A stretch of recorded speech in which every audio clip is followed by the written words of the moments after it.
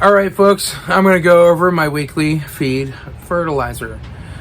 Yes, I feed my garden weekly like the Mittleider method says. The Mittleider book has all kinds of stuff in it. This one is signed by David Gilmore, Mr. LDS Prepper himself. I really like to buy from LDS Prepper store whenever I can. He's done great things for me by teaching me how to garden. And his early Mittleider garden videos were amazing, and they're what got me interested and got me able to produce pepper trees instead of pepper plants. Alright? I grow plants that are big and huge and put out tons of food. It's the food you want. You want the plant to grow on top. You don't eat the roots, right? So it gives examples of what like plants look like when they have certain deficiencies, different soil types, everything. In the back it gives you a plant spacing chart, so you'll plant it in rows, a single per row, two per row, alternating or side by side, and it gives you the spacing for every kind of plant, right?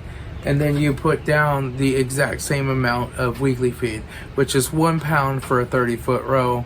I have to do 2/3 of a pound because I have 20-foot rows, right? And you just put that down, and it doesn't have to be all exact. If you get a little under 2/3 of a pound one week and a little bit over the next week, it won't hurt anything. So I just use a mason jar and go approximately 2/3 there.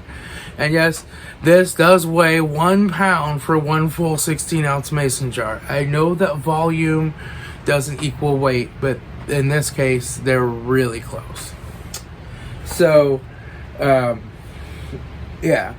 I mean, the only thing that's synthetic in my fertilizer is going to be the urea, the nitrogen, part of my NPK, and the phosphorus and the the potassium. They get mined, and the borax. I don't know what that is. That's borax from the laundry detergent stuff, right? And it's for boron in my pre-plant. It doesn't go in the weekly feed. It just goes in the pre-plant. But I mean, that's the only thing that's not natural. And so you buy these mineral packs, right? And these mineral packs like stay good forever. I have a whole giant bucket full of them, right? I use one of these mineral packs every 2 years.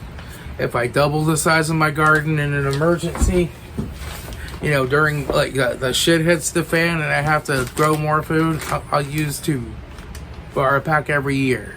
No big deal. One of these packs makes approximately 25 pounds of fertilizer. And you mix it with your NPK. You can do 13, 13, 13 through 19, 19, 19. I use 13, 13, 13 because I got a great deal on it many years ago and I stocked up. I have more than 10 years worth over on my shelf.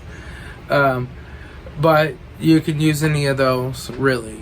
13, 13, 13 seems like it would be a little weak, but this fertilizer just is amazing in my garden. You don't want to use 10, 10, 10, that's too weak, and you don't want to use 21, 21, 21. You know, 19, 19, 19 is going to be your top edge, right? So, and then you'll mix it up with this, some Epsom salt, and you have a weekly feed. It's just that simple. So people say like, well, you should use chicken manure and this and that and leaves. And so the problem with putting all that stuff in your garden is you're introducing possibility of insects, diseases, different types of pests, right? Especially with leaves, they just attract pests and bugs. They protect potato beetles. They lay their eggs in the leaves and they live there all winter long and then they hatch, right? All these things like live in that stuff. So you want to keep your garden pretty clean of that stuff. You can put leaves in your garden. You just have to dig up a trench and bury them properly under the ground so the bugs don't get in there and live over the winter. But as far as like manures and chicken manures and cow manures, mixing a lot of that in there will slowly but surely increase the salts in your soil. And since plants absorb their nutrients with osmosis. If the soil gets too salty, they won't absorb the nutrients anymore, right? So that's why a lot of people that use manure after a few years are like, why aren't my plants growing anymore, right? Because they got this nice black cow manure soil. Well, that's why. So this leaves very little in the soil. So as far as from a prepping standpoint, some people say, oh, that's not sustainable. I say it is, because how much chicken manure can you store in your shed? I have more than 10 years worth of fertilizer. How much chicken manure do you have in the corner of your shed?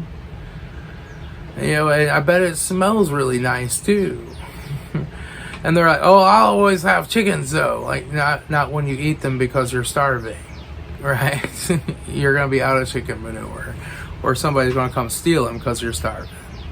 Because they're starving, right? So, fertilizer is edible by humans. So it's one step safer to store the fertilizer. So, yeah, I do this.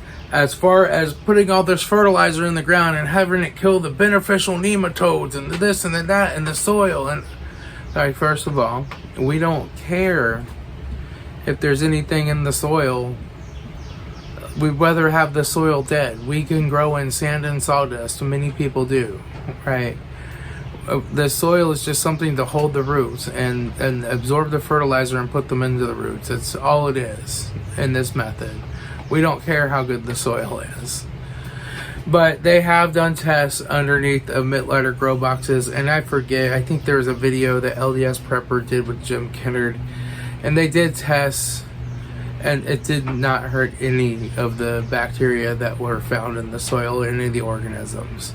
So we're not putting enough of it down to cause any damage. It's not like we're using anhydrous ammonia and spraying it in a cornfield, right? Like a real farmer. We're sprinkling a little fertilizer down once a week. That's all. And guess what? All that salts and stuff run off of your chicken manure and your cow manure as well into the ground. So it doesn't kill them either, right? So it's perfectly safe for the environment. The urea is made from natural gas, most likely. So what? You know, it doesn't matter. But there are other NPKs you can get that are not made with urea if you want to use a different type of nitrogen. So we're going to go through, that's a long introduction to my video about why I use Mittleider weekly feed and the Mittleider method. That's my theory behind it. I grow tons of food in a very small space. I have very healthy, happy plants, and I can store years worth of gardening supplies. I don't ever have to buy new soil. I don't ever have to amend my soil. It doesn't matter if the soil's hard like a rock, like clay, if it's good soil, if it's sandy soil, if it's red soil or black soil. It doesn't matter. All you're using it for is to kind of hold the roots. That's it.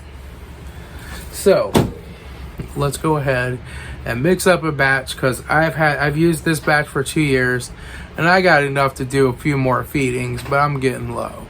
So we're gonna go ahead and mix a batch up. So what I'm gonna use is my wheelbarrow, and I'm gonna use my Mittleider 2-way stirrup hoe to kind of mix it all together in the wheelbarrow, and I'm gonna show you how we do this. Alright, so first I just have my scale here. This is my old bigger scale that I'm going to measure out my 25-pound bucket with. It's centered right on 0. So we're going to put our bucket on here and see how much that weighs. That weighs about 1 pound. So we'll go ahead and re-zero it with that on there. Now I've got my 20-pound bag of fertilizer here. This is actually 12, 12, 12. I thought it was 13, 13, 13, but I might have found a deal on the 12, 12, 12. But this is what I've used for years. So these are 20-pound bags, so it's going to take at least 1 bag. And we're just going to cut her open and pour that in here.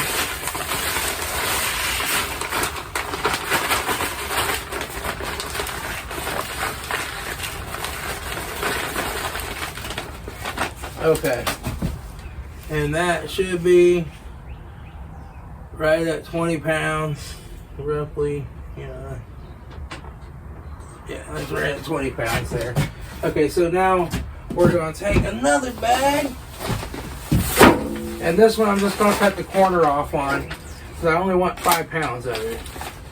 And then I'll save the rest for next time.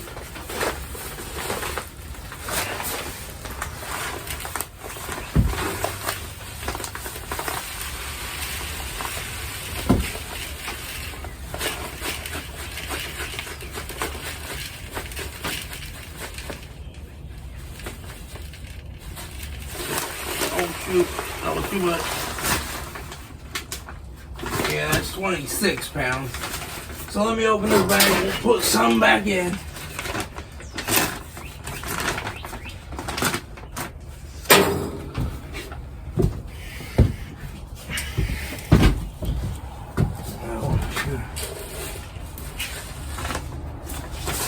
I mean, if you're off a little bit, it's not going to kill anything. But we try to make it as close as we can. There, that's 25 pounds right there. Okay. Now we're going to take our 25 pounds of NPK and put that in the wheelbarrow. Alright. Now we got to measure out our Epsom salt. Alright, so on this, I've set up my digital scale here, and I have an 8-pound bag of Epsom salt. We want 4 pounds of it. So we'll slice this on open. I'll just slice it all the way. Because this will get hard, especially after you open it up, and you'll have to kind of bang it on the ground afterwards, but I'll wrap it up as good as I can. So now we're just going to put 4 pounds in here.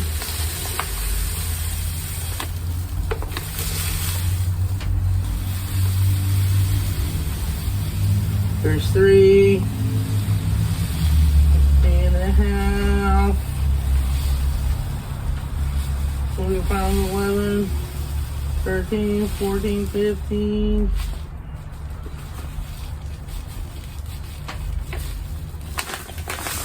4 pounds exactly. Now we'll put that in here. And any of the little clumps, you just want to take and break those up. Now we just take our pack of weekly feed mix and we just pour it in. That's all of our other essential nutrients. Now I'm going to take a little dolomite dust here. This is a little dolomite. I'm going to take and put a couple cups of this in there. And what this does is help keep the moisture out of it. It helps coat that Epsom salt and keep it from making moisture. So if not, you will end up with water in the end of your bottom of your bucket, because the Epsom salt's hygroscopic and it makes water. I know people that measure the Epsom salt out separately and they calculated how much you use for a pound and they put it in there as they do it. I don't do that. I put a little of that dolomite lime in there. If you live in a place with low rainfall, you want to use gypsum. But in a place with high rainfall like Ohio, we use dolomite lime. Alright, now we're just going to take our 2-way hoe and maybe our shovel too if we need it. But we're just going to mix this together really good.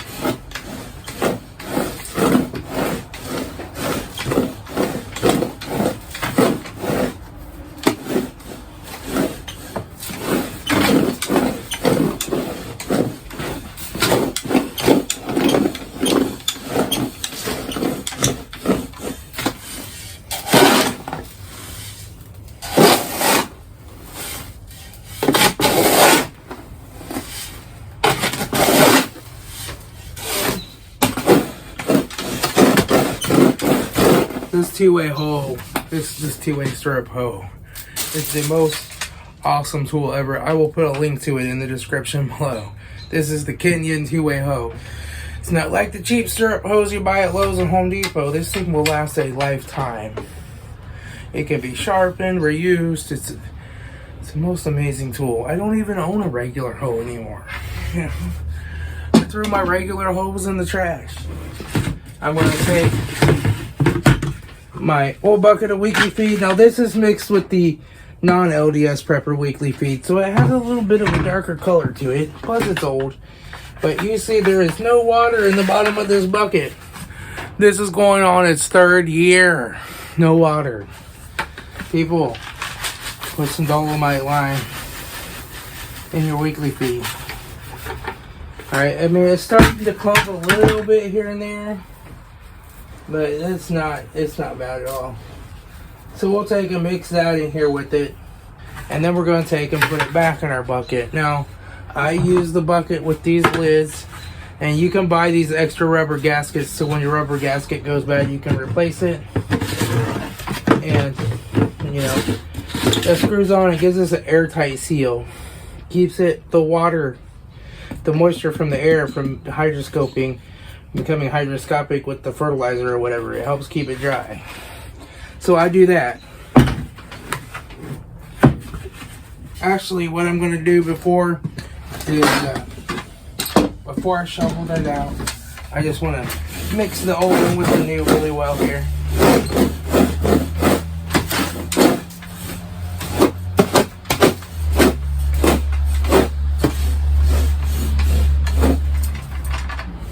Okay, and now I'm just going to shovel this into my bucket. Nice and carefully. Just take small shovel loads at a time so you don't spill any.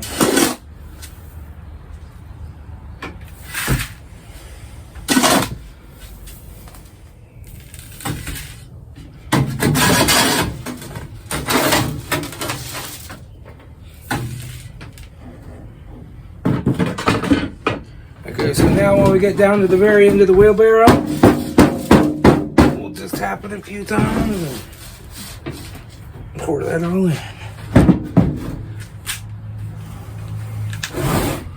So now you can see we have a perfect bucket of Mittleider weekly feed. It's nice and full there, and that is ready. Now I will put my jar in there. This is the mason jar I use to feed it with. A pint is a pound. And with Mittleider, it doesn't matter if you're talking volume or weight, a pint is a pound. So, and like I said, it doesn't have to be super exact to the fraction of an ounce. Just in general. And that is 2 years worth of weekly feed for me, so I won't have to do this again for 2 more years. So that's 2 years worth for my small garden. That'd probably be a half a year's worth for a really big garden, right? Or a year's worth for a regular sized garden. Mine's smaller, and it grows everything I need. So, yeah, so, but you can see these are like 20 bucks a piece or something. And you can buy multiples of them. You can store them forever. You can find some NPK. I know they have that 13 this year because I looked it up because I got to go buy a couple more bags because I'm using a couple. And they were $10.97 a piece. They used to be $7.99 when I first started, or $6.99. So they've gone up, but they're not that expensive. And they have them. And I think I actually had to give a couple of those away to another gardener. So I need to buy 4 more bags. So, yeah. But it's really easy to do the Mittleider gardening method. It just takes all the guesswork, all the experimenting out. People say all the time, you're such a great gardener. I'm not a great gardener. I mean, I grew okay gardens before, I guess, but I always had weed problems and this problem and that problem. I just follow what's in the book as close as I can, and I have amazing results. So that's all I got, folks. I'll talk to you all later. It's Tom, your Frugal Prepper.